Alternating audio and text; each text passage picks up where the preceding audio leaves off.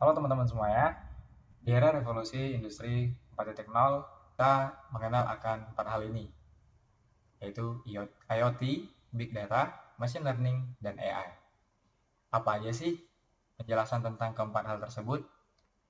Nah, yang pertama ada IoT. IoT atau Internet of Things adalah konsep di mana benda-benda fisik seperti perangkat, elektronik, sensor, atau mesin dapat terhubung ke internet dan berkomunikasi satu sama lain, serta terhubung dengan manusia juga, untuk mengumpulkan dan berbagi data, serta melakukan berbagai tindakan secara otomatis. Jika kita ambil contoh seperti di industri sebuah pabrik, ada mesin yang bekerja eh, dengan dikontrol oleh manusia, tapi tidak secara langsung. Bisa saja menggunakan komputer atau bahkan diotomatisasi oleh sebuah program.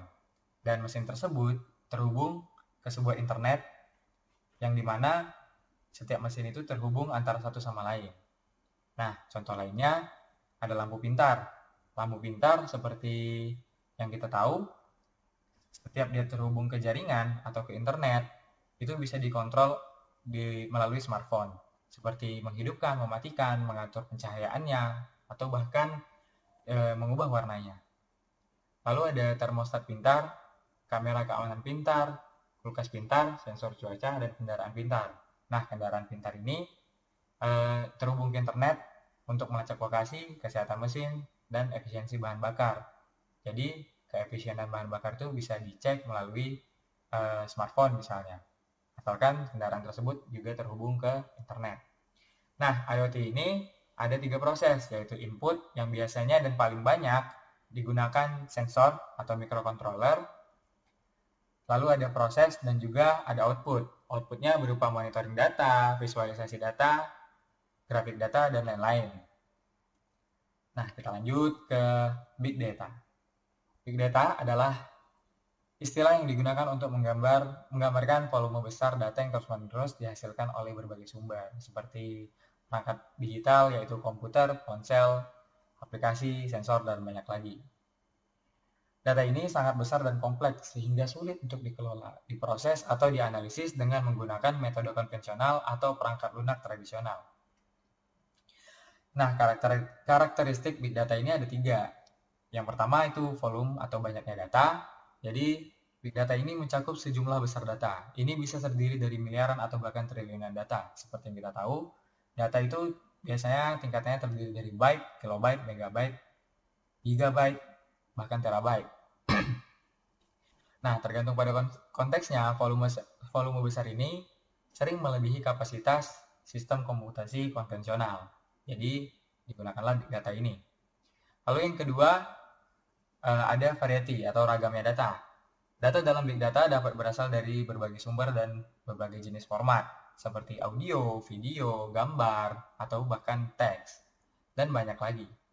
Yang ketiga ada velocity, yaitu kecepatan data. Data dalam Big Data dapat mengalir dengan kecepatan tinggi dan diperbarui secara terus-menerus. Misalnya data dari media sosial. Contoh media sosialnya adalah Instagram.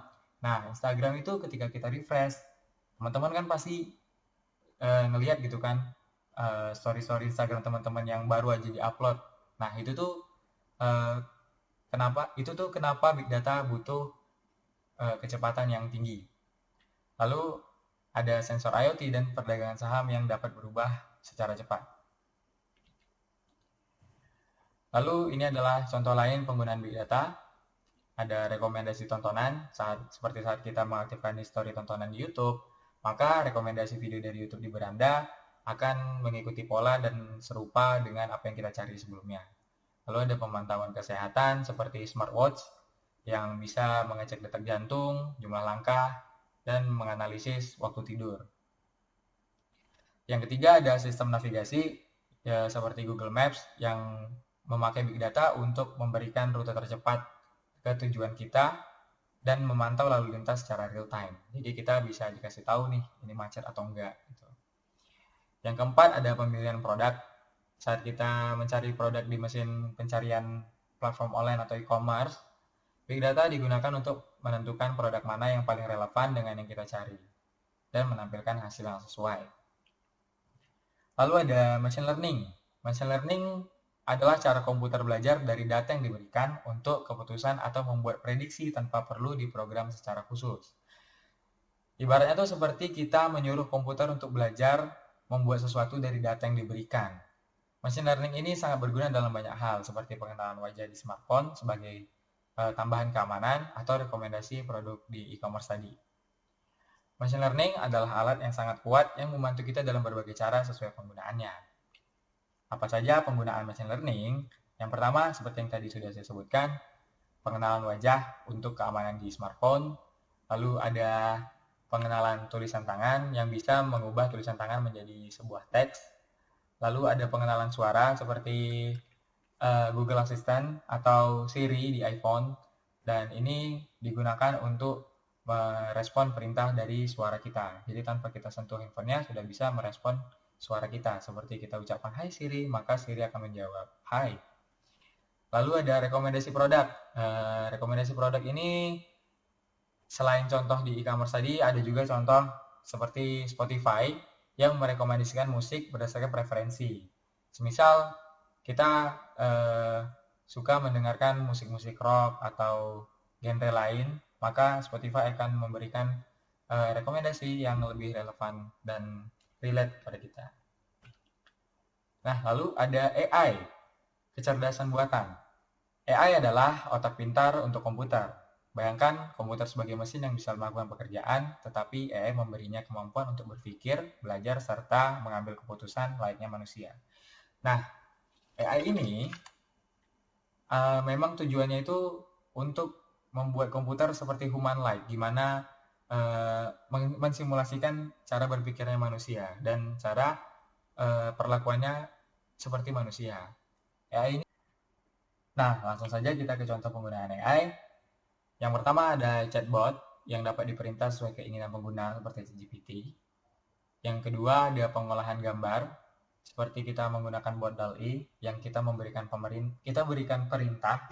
Misal kita minta untuk menggambarkan sebuah gunung yang di tengahnya ada sungai, maka DALL-E akan membuatkan kita gambar tersebut. Lalu yang ketiga, AI juga bisa yang membuat musik. AI juga bisa membuat musik sesuai dengan genre dan instrumen musik yang kita inginkan.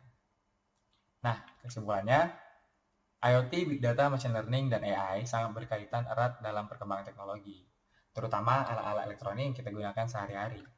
Nah, menurut saya, IoT, Big Data, Machine Learning, dan AI memiliki cara kerja yang lumayan mirip, hanya saja memiliki tingkatan yang berbeda.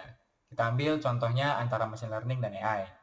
Keduanya sangat mirip, karena hanya saja AI memiliki cakupan yang lebih luas karena memiliki kemampuan berpikir layaknya manusia dan berperilaku layaknya manusia, tak seperti Machine Learning yang hanya terpaku dengan data yang diberikan. Itu saja menurut saya.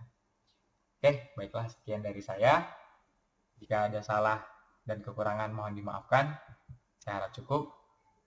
Saya tutup dengan wabillahi taufiq walhidayah. Wassalamualaikum warahmatullahi wabarakatuh.